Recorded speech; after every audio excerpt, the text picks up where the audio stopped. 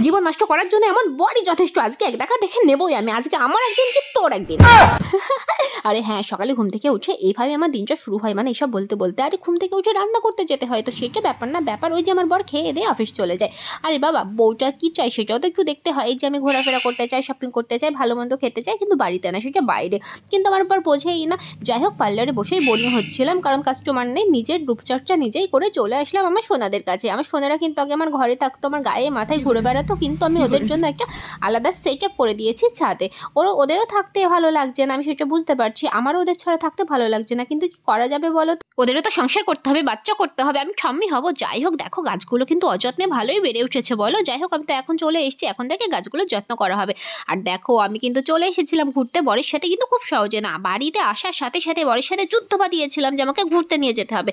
আর ঘুরতে এসেছিলাম আমার বাড়ির পাশেই আমার মাসির বাড়ি, ওখানে আমার মাও রয়েছে। আর যে খাবার দাবার দেখছো, এগুলো বরকে দিয়ে কিনিয়ে এনেছি। না, ওইসব হবে না যে আমার মামাসির বাড়ি যাবে আর তারা খাবার দাবার কিনে এনে তোমার খাতির করবে। বাপের বাড়ির পয়সা বাঁচাতে হবে না। যাই হোক, আমি এটাতেই খুশি জানো তো। এই যে একটু কাছাকাছি কোথাও ঘুরতে নিয়ে আসলো, ফুচকা খাওয়ালো। তোমরা এরকম কে কে চাও বলো তো?